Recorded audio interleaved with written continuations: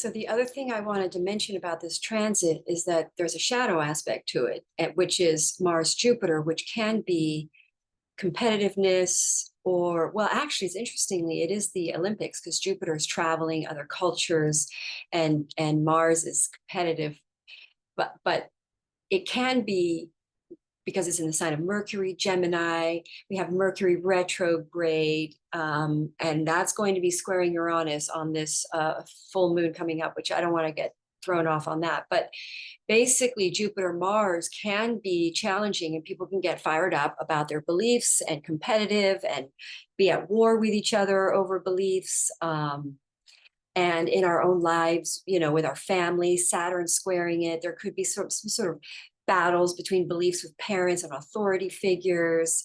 It could be conflict with, and it can be problems from the past, issues rising up from the past because Mercury's in retrograde. So issues from the past showing up, causing friction and communication. So that's a shadow aspect to be to sort of be aware of. And the other thing is that the best way to handle that is to really, Jupiter wants us to keep an open mind. Now, it's okay if people have different beliefs and people know different things. So people believe different things. So everyone has a perspective. So it's really important to not be locked and rigid, because shadow aspect Jupiter is rigid. Sagittarius is rigid. So you want to be open-minded. Jupiter in Gemini is flexible, because Gemini is mutable.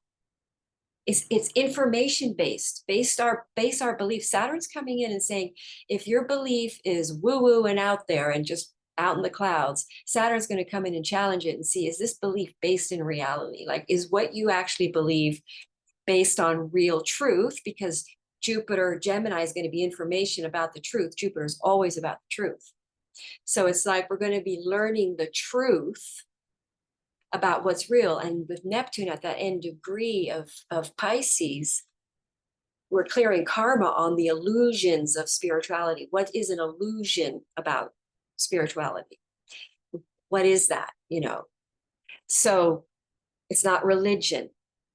Religions are going to fall during these energies because they're old structures that are based on a controlling right now. The energies are supporting independence, people walking to the beat of their own drum, aligned with their higher minds, their own higher wisdom and higher God, the God within, through their astrology chart.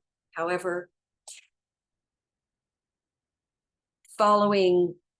everybody following their higher consciousness and becoming more astrologically literate, so that we become aware of a higher consciousness way to be, which is Aquarius, which is to galvanize together, not to separate, and to follow our astrology chart, which is our calling, our purpose, because that was the assignment we had. That would be a part of the new earth, how we would progress the new earth.